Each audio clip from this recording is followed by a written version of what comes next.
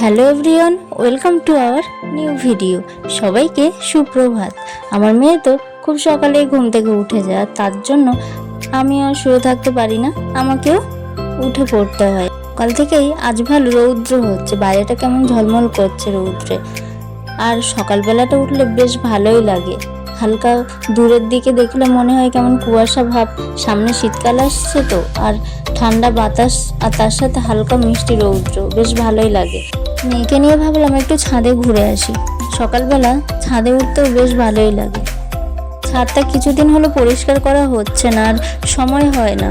সংসারের টুকটাক কাজ, তার উপরে মেয়ের দেখাশোনা করা, সব কিছু আর হয়ে উঠছে না। আগে সবসময় পরিষ্কার করেই রাখতাম, আর অনেক গাছও লাগাতাম, সবজি ফুল, আর এখন সময় হচ্ছে না।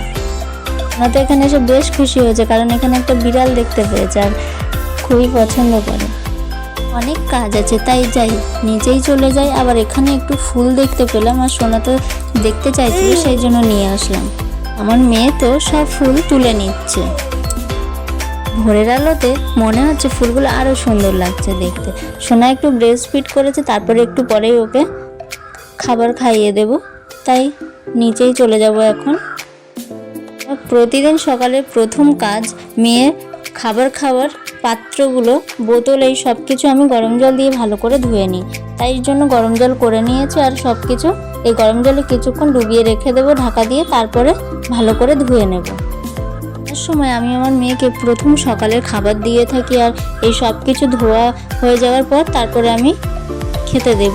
কিন্তু তার আগে সোনার পাপা গরম জল খায় সকালবেলা ঘুম থেকে উঠে, তাই আগে সেই গরম জলটা করে আমি এই তামার ঘটিতে ঢেলে রাখছি, ঢাকা দিয়ে রাখবো।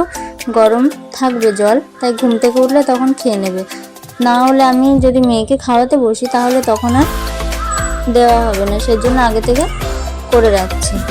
মেয়েকে এখন আমি খাবার খাইয়ে নেব, তারপরে আমি আমার নিজের খাবার নিয়ে চলে এসেছি। সকালবেলা কিছু না খেলেও হয় না, সেজন্য আমি একটু ম্যাগি নিয়েছি। এটা খাওয়া হয়ে গেলে আবার অনেক কাজ আছে। মেয়ে তো খেয়ে একটু ঘুরতে গিয়েছে ঠাম্মামের সাথে, আর আমি এখন কাজগুলো করে নেব। এখন আমাদের রান্নার দুপুরে সেই সব সবজি আমি কেটে নিয়েছি, সেগুলো ধুয়ে সব কিছু রেডি করে নিচ্ছি রান্না করার জন্য। তারপরে যাব আমি মেয়ের খাবার বানাতে। মেয়ের দুপুরের খাবারে আমি বানাচ্ছি এখন খিচুড়ি। তার জন্য সব কিছু আমি সবজি কেটে নিয়েছি, আর সব কিছু একটু হালকা ফ্রাই করে নিয়ে জল দিয়ে দেবো। তারপরে মুখ লাগিয়ে 4-5টা সিটি দিলেই হয়ে যাবে আমার এর দুপুরের খাবার। আজ একটু খিচুড়ির সাথে আবার মাছ ভাজাও আছে, সেটাও একটু করে নেব, নিয়ে সোনাকে খাইয়ে দেব। মেয়ে তো একা নিয়ে খাওয়া শুরু করছে, আমাকে দেওয়ার টাইমই দিচ্ছে না। তারপর বিকালে একটু পায়রাকে খেতে দিলাম, দিয়ে তারপরে যাব ছাদে জামা কাপড় নিয়ে আসতে, আর কিছু কাজ আছে সেগুলো করে নেব। কিছু কাজ ছিল, তো কাজগুলো করা হয়ে গিয়েছে, আর এখন এসেছি ছাদে জামা কাপড় নিতে। আর এখন সন্ধ্যার আকাশটা বেশ ভালোই লাগছে দেখতে এখান থেকে। আর এই যে জলের ট্যাঙ্ক রাখা আছে, তার দেওয়ালে এই যে ছোট ছোট গাছগুলো হয়েছে, নাম তো জানি না, কিন্তু বেশ আমার ভালোই লাগে। যখনই আসি তখন হাত দিতে আমার খুব ভালো লাগে। কিন্তু বর্ষাকাল, সেই জন্য কত রকমের গাছ হয়েছে। আর রাত্রে খাবারে বানাচ্ছে এখন রুটি হবে, আর এই যে দুধ ছিল তাই দুধ গরম করে নেব। তারপরে আবার মেয়ের খাবার বানাতে হবে। এই যে দুধ বসিয়ে দিয়েছি গরম করার জন্য আমি।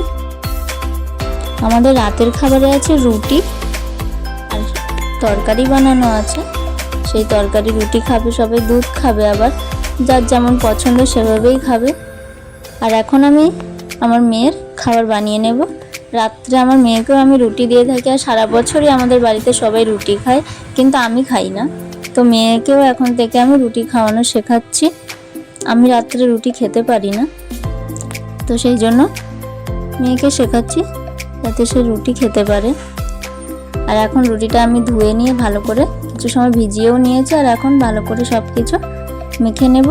আর এই রুটির সাথে ন্যানপ্রো 2 যে ফর্মুলা মিল্ক খায়, যতটুকু প্রয়োজন আমি তা মিশিয়ে মেয়েকে খাইয়ে দেব, তারপরে ঘুম পাড়িয়ে দেব। আর সোনা ঘুমালেই তারপরে আমরা খেয়ে নেব।